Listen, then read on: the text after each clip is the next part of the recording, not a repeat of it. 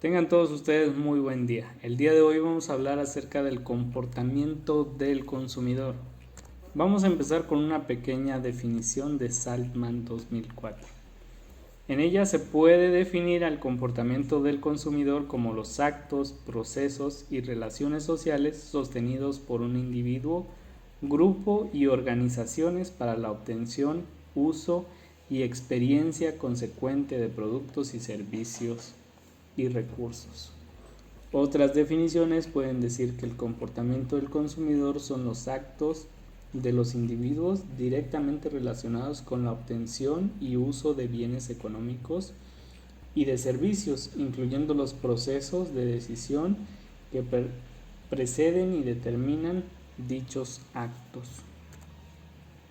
Los grupos de fenómenos relacionados son las actividades como los actos, los procesos y las relaciones sociales, las personas, los individuos, los grupos sociales y las organizaciones.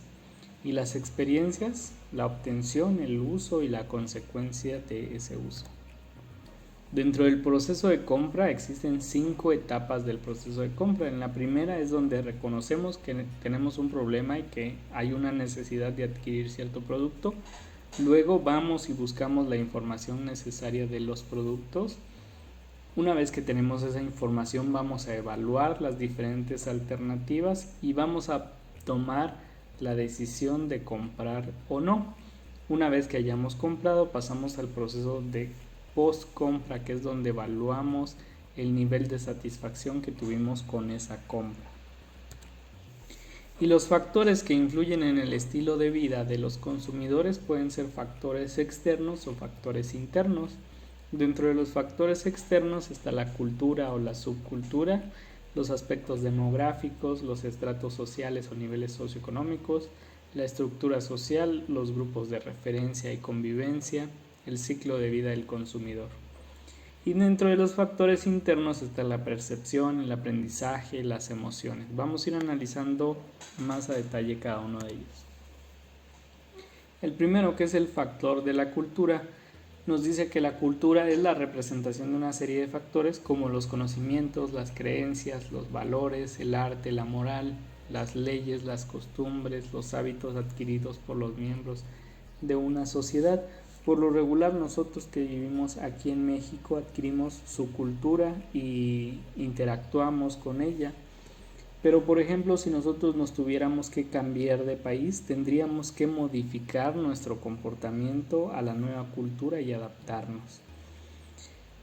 También la cultura cambia de un estado a otro. Por ejemplo, los estados del norte como Nuevo León, Chihuahua y Sonora tienen un tipo de comportamiento, escuchan una música diferente, su comida es diferente, su forma de relacionarse a los estados del sur como son Yucatán, Chiapas o Tabasco. Por ejemplo, en Sonora están acostumbrados a comer las chimichangas, que son como burritos fritos en aceite, mientras que en Oaxaca es muy popular el que se consuman los tamales. Ahora, las subculturas son subgrupos que conviven dentro de una cultura con sus propios hábitos o culturas. Dentro de Norteamérica está muy específico la subcultura de los hispanos, de los asiáticos o de los de raza negra. Dentro de los aspectos demográficos está la edad, el sexo, el nivel socioeconómico, la ocupación, la profesión, la nacionalidad, el estado civil, el tamaño de la familia, los ingresos, el ciclo de vida familiar, la religión y la actividad. Estos datos se pueden encontrar fácilmente por el INEGI. Los estratos sociales o niveles socioeconómicos, que son divisiones que son realmente permanentes y homogéneas dentro de una sociedad en la que los individuos comparten el estilo de vida y conductas muy parecidas. Están determinadas por factores como los ingresos, la educación, la profesión, el lugar de residencia, los grupos sociales, las amistades o el entretenimiento. Y la estructura social se toman en cuenta diferentes características, como por ejemplo el tipo de vivienda, la posesión de bienes durables, los aspectos sociales, el último año de estudios del jefe de la familia, el nivel de mando del jefe de la familia, el número de focos de la vivienda, el número de habitaciones sin incluir baños, el número de baños con regadera dentro de una vivienda, el número de sirvientes si es que existen, o posesiones de aparatos electrodomésticos como por ejemplo una aspiradora, un tostador de pan o un calentador de agua o un boiler. La descripción cualitativa de los niveles socioeconómicos de México está determinado por diferentes niveles. En el nivel A, que es el alto superior, son personas que tienen ingresos de más de 100 veces el salario mínimo mensual. Por lo regular viven en grandes casas de lujo con jardines y piscinas. Poseen más de 4 automóviles y son profesionistas, se dedican a cuestiones industriales, son directores de empresas o de grandes comercios, tienen servicio doméstico de al menos 5 personas y el tipo de amueblado de sus casas por lo regular es de lujo y poseen artículos electrodomésticos de la más alta tecnología. Su tipo de vestimenta es de diseñador y compran por lo regular su ropa en el extranjero. Por lo regular las familias son de 4 personas y la escuela a la que acuden a sus hijos son escuelas privadas. Las actividades que realizan son diferentes, pueden ser pertenecer a diferentes clubes, tanto deportivos como sociales. En el siguiente nivel, que es el nivel B, que es el alto inferior, por lo regular los ingresos van de 50 a 100 veces los salarios mínimos mensuales. Viven en casas de lujo, por lo regular son casas grandes en zonas residenciales. Tienen más de 3 automóviles, son profesionistas, trabajan en cuestiones industriales, son gerentes de grandes empresas o dueños de pequeñas empresas. El tipo de amueblado de su casa es de buena calidad y de lujo, lo pueden adquirir en almacenes exclusivos. Por lo regular su servicio doméstico es de al menos 3 personas y su vestimenta es a la moda y lo adquieren en el extranjero. Por lo regular son familias de 3 a 6 personas y envían a sus hijos en escuelas privadas de un solo sexo o escuelas mixtas. Sus actividades son clubes deportivos o clubes culturales. En el nivel C+, que es el nivel medio superior, se encuentran personas con ingresos de hasta 20 hasta 50 veces el salario mínimo mensual. Viven en casas de lujos, casas solas o departamentos propios de 5 a 6 habitaciones, poseen de 2 a 3 automóviles, son profesionistas, independientes como médicos, abogados, arquitectos, son gerentes de empresas grandes o dueños de pequeños negocios. Por lo regular tienen una sirvienta de planta y poseen todas las comodidades que llegan a tener hasta 2 aparatos electrodomésticos del mismo tipo. Su vestimenta es a la moda de ropa nacional o ropa de marca. Su tipo de familia son de 5 personas y envían a sus hijos a escuelas privadas mixtas. Por lo regular sus actividades son clubes deportivos o actividades culturales. El nivel C-, que es el nivel medio, aquí el ingreso de las personas es de 6 hasta 20 salarios mínimos mensuales. Su tipo de vivienda es un condominio de 2 a 3 recámaras o casas en colonias antiguas. Poseen de 1 a 2 automóviles de modelos de 3 años atrasados. A nivel educativo pueden ser profesionistas. Su ocupación son empleados públicos o trabajadores independientes. Por lo regular poseen una sirvienta que es de entrada y salida.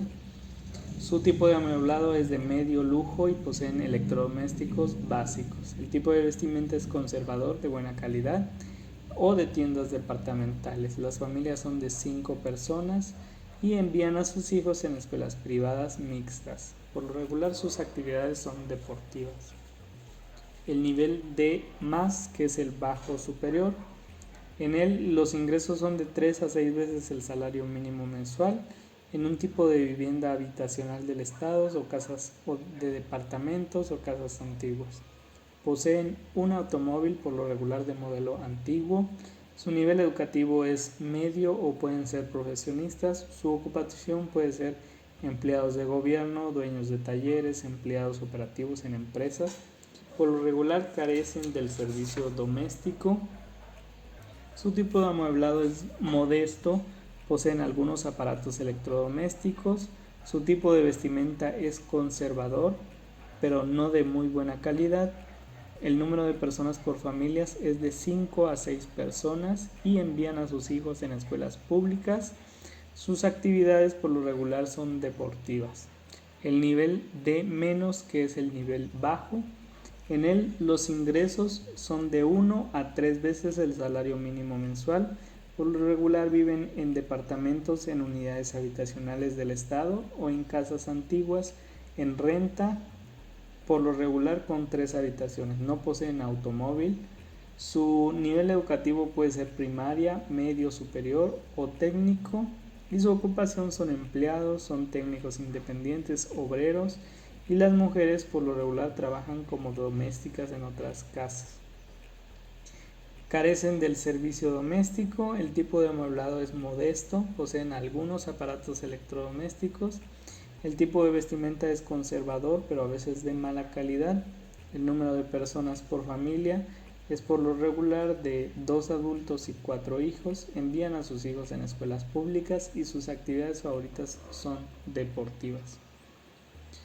El nivel E-, que es el nivel de autoconstrucción, por lo regular los ingresos son de hasta un salario mínimo mensual. El tipo de vivienda son cuartos con techos de asbesto, viviendas antiguas de 1 o 2 habitaciones. Por lo regular el baño es comunitario. No poseen automóvil. Su nivel educativo es básico o no existe. Su ocupación pueden ser obreros o aprendices de algún oficio. No ocupan empleados domésticos. El tipo de amueblado es muy barato, con muy pocos muebles, pero al menos pueden tener una televisión o un estéreo.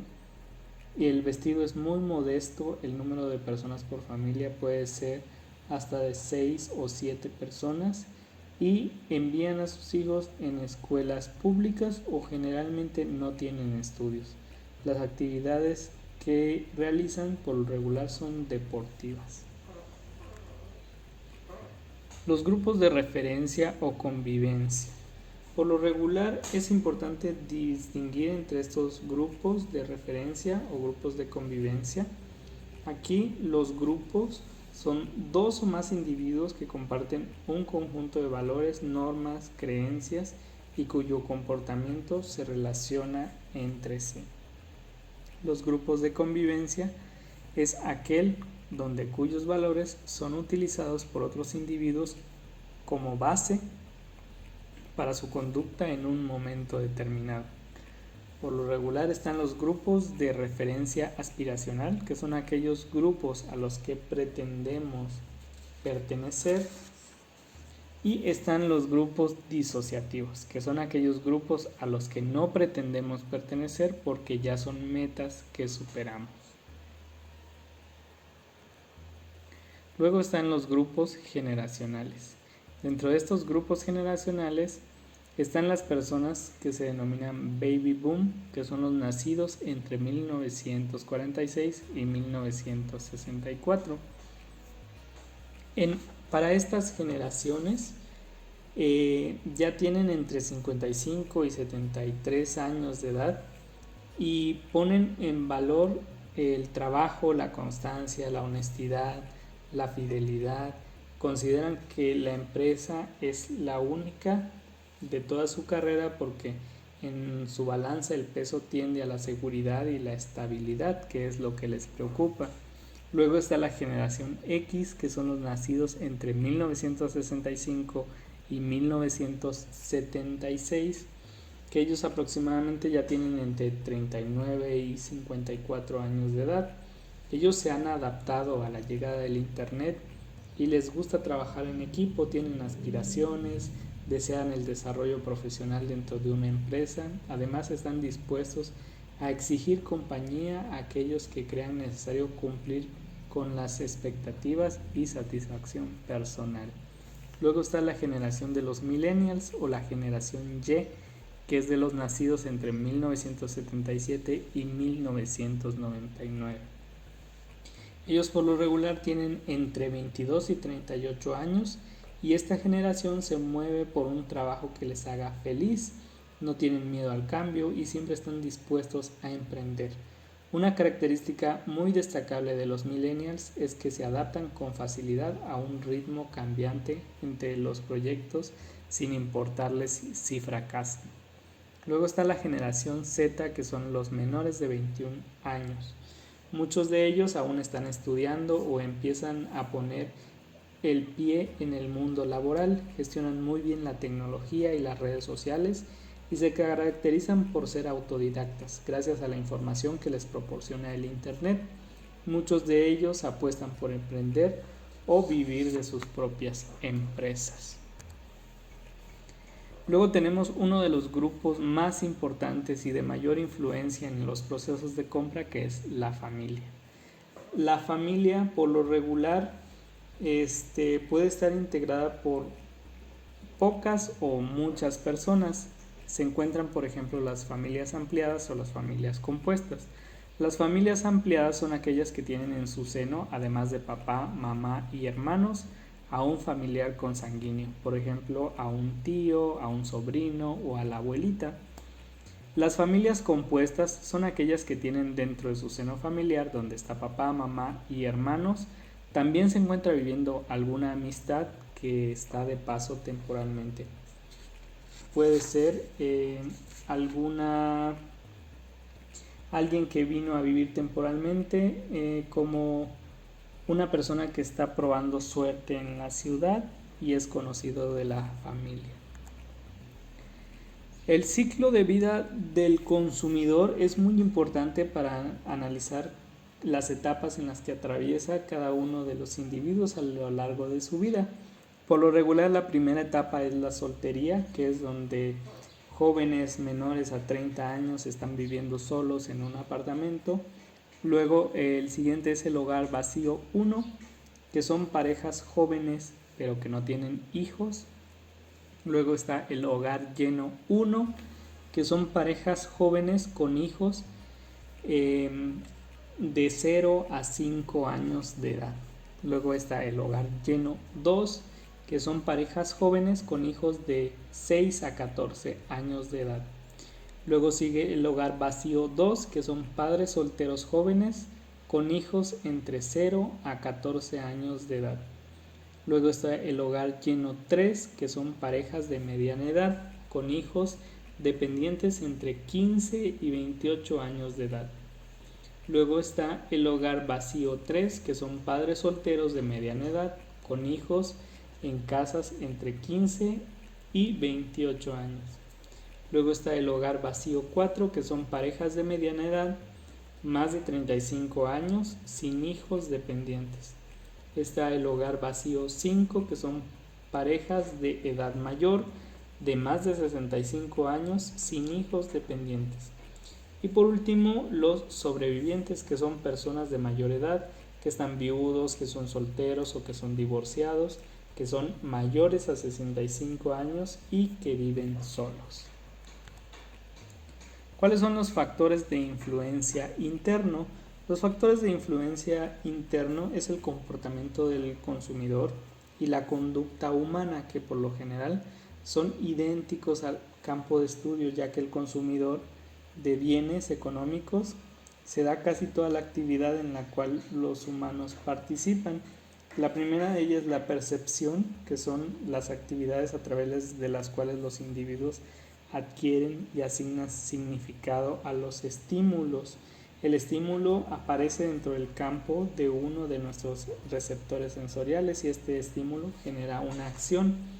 La mercadotecnia requiere proporcionar estos estímulos para que el individuo adquiera un producto. Por lo regular se busca la atención hacia nuestro objetivo, que puede ser un anuncio publicitario, un envase, un precio atractivo, los colores, la marca. El siguiente es el aprendizaje, ya que gran parte del comportamiento humano es aprendido y a través del aprendizaje adquirimos la mayoría de nuestras actitudes, nuestros valores, nuestras costumbres, nuestros gustos, las conductas, sentimientos, preferencias, deseos y significados. La cultura, el nivel socioeconómico, la estructura familiar, los amigos y las instituciones, como pueden ser las escuelas o las iglesias a las cuales asistimos, nos proporcionan todo este tipo de aprendizaje. Y por último, las emociones, que son las relaciones afectivas más o menos espontáneas ante eventos significativos, que es una evaluación de la situación para disponer a la acción, que pueden ser en segundos o en horas. Muchas gracias por escuchar este tema.